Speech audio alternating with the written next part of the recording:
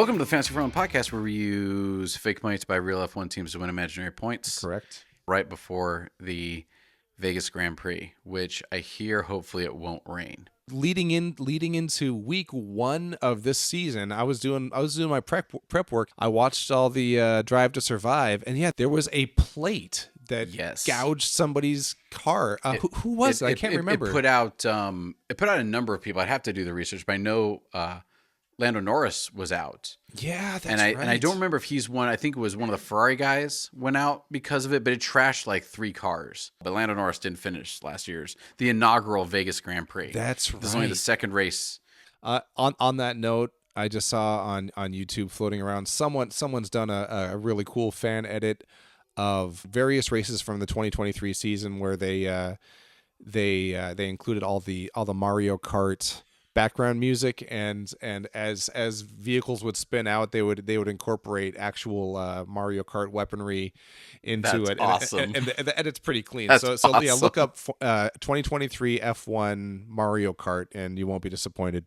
I just remember being big on my fantasy F1 and being like, okay, so they're really screwing over my team. Fix your track and seal down your manhole covers, or your drain covers or whatever the hell it was.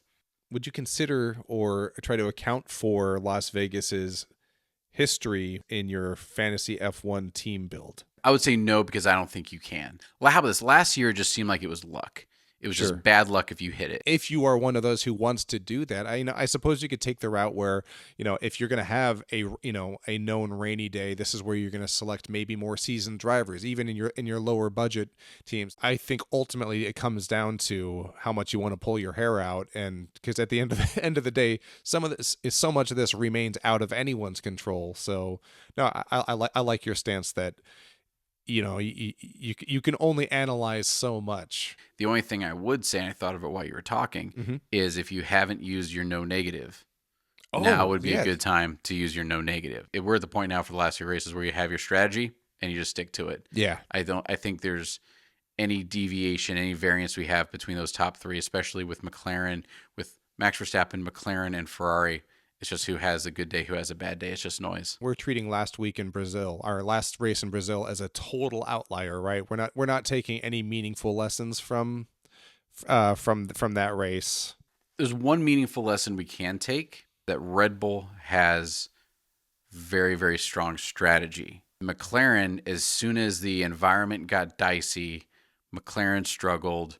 Ferrari was pretty good, and Max Verstappen went from 17th to the front. To first. When was the last time there was a really, really rainy race? Oh, I've slept since then. I'd have to look. But he was like, oh, well, what a surprise. The seasoned guy, the seasoned Formula One drivers who've been doing this for years actually did well. Exactly. So I think if you have the points to get Max Verstappen, go for it. But as we've covered ad nauseum this season, you don't have the points to get Max Verstappen and put up a good team. So Max Verstappen being Max Verstappen notwithstanding, we don't anticipate almost any of the same results that we saw last week. Agreed. Okay, cool. Well, and based on what we've talked about so far, that's one thing that I've come to really enjoy about the 3-team format of Fantasy Formula One. When you would actually first explain that to me, that was a huge surprise that you could have that many teams. But what's so great is I think a lot of people, their goal is they want all 3 of their teams to be as high performing as possible, which is great. And if your analytical skills and your thought process and your budgeting are capable of handling all that, that's fantastic. What I've really enjoyed is having team 1 that I'm really invested in, team 2 that I might try a different strategy, and then team 3, which is my total guinea pig team. Like having that kind of creative freedom just to say, okay, well, what worked, and maybe what totally high gamble team build scenario can I come up with that might be brilliant? Like, maybe 3 weeks ago I went all in on Alpine, with my hamster team, that's what that's for is try the weird thing that you think could be brilliant, but that based on logic is probably silly. It gives you a chance to kind of flex and find out what will work, what is worth a gamble, and I think it makes for a really good time too. I did find on F1.com they had the weather predictions, and the good news is chance of rain 0%. Hey, all right. There we go. There So you you're go. correct. And this doesn't need to be a big long episode. There's no real revelations. We're 3 weeks from the end. We can talk about lessons learned down the road. If you got something working for you, stay the course. That's really it. And if you're still playing at this point, I hope you found something that works for you. Yeah. The last question I'll have for you and for me Sure. is what changes based on whatever? Are you making any changes to your team?